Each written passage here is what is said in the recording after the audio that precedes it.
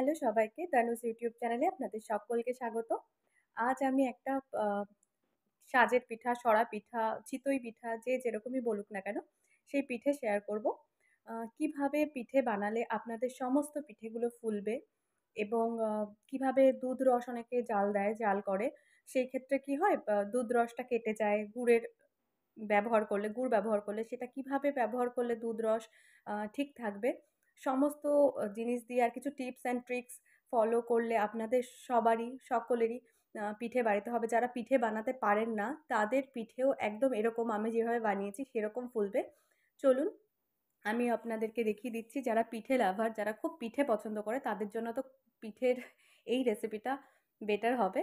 চলুন, আমি না অল্প সামান্য একদম আমি ছোট্ট বাড়িতে কাপ মেপে ৩ কাপ মতো গোবিন্দভোগ চাল সকালবেলা ৩ ঘন্টা আগে আমি ভিজিয়ে রেখেছিলাম জলের মধ্যে। ভালো করে ধুয়ে, অবশ্যই ধুয়ে আমি ফ্রেশ জলে ভিজিয়ে রেখেছিলাম।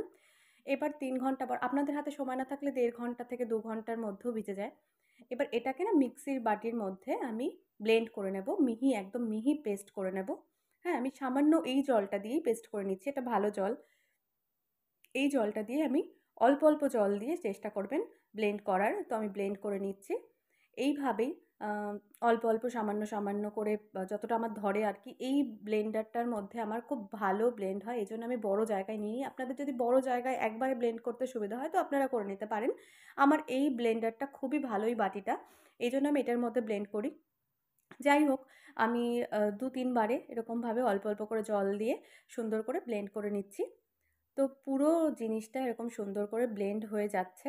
আ লাস্ট আমি ৩ ভাগে করেছি। লাস্ট আরেক ভাগে এরকমভাবে সম্পূর্ণটা হয়ে গেল আমার ব্লেন্ড করা।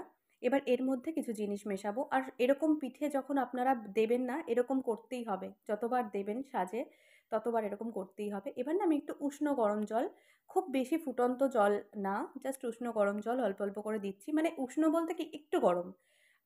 মানে আঙুল চোবালে একটু হাতে লাগবে এমন একটা। মানে আঙুল চোবাতে পারবেন সেরকমও না। একটু উষ্ণ গরম জল দিয়ে নিয়েছি। এবার স্বাদ অনুযায়ী এর মধ্যে দিয়ে দিলাম লবণ। দিয়ে ভালো করে এর মধ্যে একটা সুন্দর আমি মিক্স করে নিচ্ছি। এইবার মিক্স করে নেওয়ার পর এর মধ্যে এই যে সিক্রেট ইনগ্রিডিয়েন্টস যেটা হচ্ছে গিয়ে বেকিং পাউডার। আমি একদম সামান্য মানে টিস্পুন 1 টিস্পুন হবে। চায়ের চামচের ১ চামচ মতো আমি বেকিং পাউডার নিয়ে নিয়েছি। নিয়ে ভালো করে এটাকে একটা সুন্দর করে মিক্স করে নিচ্ছি, যাতে ভালো করে মিশে যায়। তো ভালো করে মিশিয়ে নেওয়ার পর আমার মনে হচ্ছে এটা একটু গাঢ় রয়েছে ব্যাটারটা। আমি আরেকটু উষ্ণ গরম জল দিয়ে নিলাম। দিয়ে ভালো করে আমি ব্যাটারটাকে গুলিয়ে নিচ্ছি সুন্দর করে। এবার এটাকে না ওয়েট করানোর কোনো দরকার নেই। এইভাবেই আপনারা বানিয়ে নিতে পারেন। এইবার একটা বাটির মধ্যে আমি দেখুন কিছুটা জল এবং অল্প সামান্য পরিমাণে তেল নিয়েছি। এটা কি করব বলছি। আর এরকম একটা পরিষ্কার সুতির কাপড় নিয়েছি। যেটার মধ্যে এই জলটাকে বুলিয়ে নিলাম আমি। নিয়ে আমি এই আমার যে আপ্পে প্যান তার মধ্যেই আমি এর মধ্যেই পিঠেটা বানাবো। আমার ওরকম সাজ নেই। তো এইজন্য এর মধ্যে ভালো করে আমি ওই বুলিয়ে নিচ্ছি সুন্দর করে। এবার এটা যখন একটুখানি বুলিয়ে নেওয়ার পর একটুখানি গরম হয়ে যাবে, তারপর আমি এরকম করে ব্যাটারটা দেবো। একদম খেয়াল রাখবেন যখনই ব্যাটারটা দেবেন একবার করে ভালো করে ২-৩ বার করে চালিয়ে নেবেন হাতাটা। দিয়ে চালিয়ে নিয়ে তারপরে কিন্তু দেবেন। এবার এটা আমি ঢাকা দিয়ে দেবো। অন্তত ৫ মিনিট, ২-৫ মিনিটের মতো। তারপর আমি ঢাকাটা খুলবো। দেখুন কত সুন্দর ছিদ্রযুক্ত পিঠে হয়েছে। একটা তো খুব সুন্দর মানে যেটা ব্যাটার বেশি পড়েছে সেটা তো খুব সুন্দর করে ফুলে উঠেছে। আর মাঝখানেগুলো একটু ব্যাটার কম হয়ে গেছিলো। সেজন্য তবুও এগুলো সমস্তটা ছিদ্রযুক্তই হয়েছে। ভীষণ সুন্দর। একবার করে দেখবেন তো বুঝতে পারবেন। সমস্ত পিঠে ফুলবে। উপরটাও যেমন ফোলা দেখুন পিছনেরটাও এরকম ছিদ্রযুক্ত হবে। আমি আবারও এরকমভাবে তেল আর জল দিয়ে বুলিয়ে নিচ্ছি একটা কাপড়ের সাহায্যে, সুতির কাপড়ের সাহায্যে। নিয়ে আবারও আমি এরকম সাজের মতো আগেরবার যতটা দিয়েছিলাম তার থেকে একটু বেশি দিলাম। একটু খালি রাখবেন কারণ হচ্ছে গিয়ে ফুলবে তো ব্যাপারটা সেইজন্য। এরকমভাবে দিয়ে দিলাম পুরো সাজের মধ্যে। দিয়ে আমি আবারও ঢাকা দিয়ে দিলাম। এদিকে আমি দেখাচ্ছি দুধ রসটা কিরকম করে করবেন। এদিকে দেখুন গরম দুধ আর গ্যাসের ফ্লেম কিন্তু পুরো বন্ধ। গ্যাসের ফ্লেম বন্ধ করে সবসময় গুড়টা দেবেন। নাহলে অনেক সময় কেটে যাওয়ার সম্ভাবনা থাকে। গরম দুধের মধ্যে আমি গ্যাসের ফ্লেমটা বন্ধ করেই আমি গুড়টা দিয়ে দিলাম। সবসময় মাথায় রাখতে হবে যাতে গ্যাসের ফ্লেম বন্ধ থাকে। আর দিয়ে দিলাম কিছুটা তেজপাতা। এই গুড়টা একটু দলা, দলা তো সেই জন্য গুড়টাকে আমি জাস্ট গলার জন্য এই গরম দুধের মধ্যে দিয়ে দিলাম। যতক্ষণ না গলছে ততক্ষণ আমি গ্যাস জ্বালাবো না। এটা পুরোটা গলে যাওয়ার পরেই আমি গ্যাস জ্বালাবো। এদিকে আমি দেখি আমার পিঠেগুলো, প্রথম ব্যাচের পিঠেগুলো একটু দেখিয়ে দিচ্ছি। দেখুন, এই দেখুন কতটা সুন্দর নিচ থেকে উপর অব্দি ছিদ্রযুক্ত পিঠে তৈরি হয়েছে। এবার যেটা আমার বসানো ছিল সেটা একটু চেক করে নিচ্ছি। দেখুন কত সুন্দর ফুলেছে পিঠেগুলো আর কতটা সুন্দর অসংখ্য ছিদ্রযুক্ত পিঠে আমার তৈরি হয়ে গেছে। এটাকেও আমি এবার উঠিয়ে নেব। আর দেখুন কত সুন্দরভাবে উঠেও যাচ্ছে। তেল জলের কামালটাই এরকম উঠে যাবে। সব পিঠেগুলো সুন্দরভাবে উঠে যাবে। আর কতটা সফট সুন্দর তৈরি হয়েছে। আপনারা জাস্ট ৩০ মিনিট মতো দুধের মধ্যে ভিজিয়ে রাখলেও পিঠে সব ভিজে যাবে। এমন একটা ব্যাপার। এবার আমি আবারও দিয়ে দিলাম পিঠের ব্যাটার। এইভাবে ব্যাচ ওয়াইজ আমি পিঠেগুলোকে ভেজে নিচ্ছি। এটাও আমার কমপ্লিট হয়ে গেছে। আমি তুলে নেব। এদিকে এবার দুধ রসটা দেখুন, আমার এদিকে সমস্তটা গলে গেছে। এবার আমি গ্যাসের ফ্লেম অন করে এটাকে ফুটতে দেব। এটা যতক্ষণ ফুটছে আমার সমস্ত পিঠেগুলো বানানো হয়ে গেছে। আমি একবার আপনাদের দেখিয়ে দিচ্ছি। দেখুন কতটা সুন্দর ছিদ্রযুক্ত পিঠে হয়েছে। সবকটা পিঠে আমার ফুলেছে এবং সুন্দর ছিদ্রযুক্তই হয়েছে। পেছনটাও দেখুন কি সুন্দর ফুটো, ফুটো হয়ে গেছে। যেটা বেশি ফুলেছে সামনেটা আমি দেখাতে পারছি না, পেছনটাই দেখিয়ে দিচ্ছি।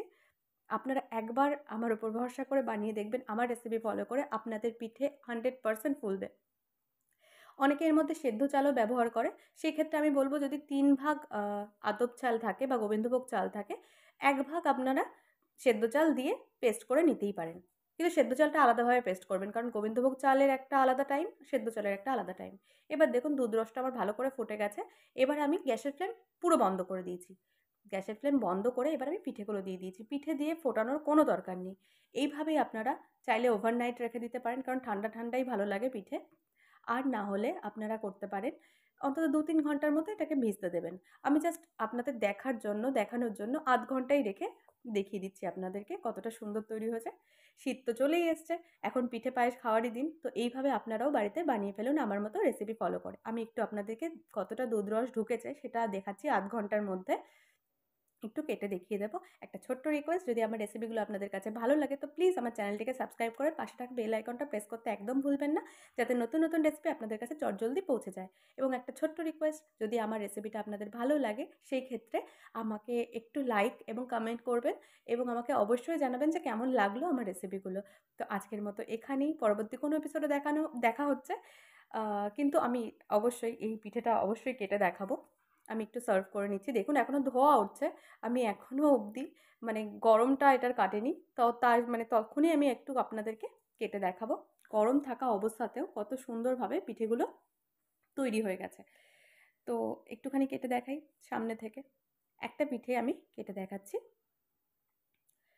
দেখতে কতটা লোভনীয় লাগছে, খেতে অসাধারণ হয়। একবার আপনারা করে দেখবেন। দেখুন আমি একটু কেটে দেখাচ্ছি। দেখুন ভেতর অবধি রস ঢুকেছে। কত সুন্দর পিঠে তৈরি হয়েছে। তো আপনারা বানান, খান এবং আমাকে জানান ঠিক কেমন লাগলো আমার রেসিপিটা। টাটা।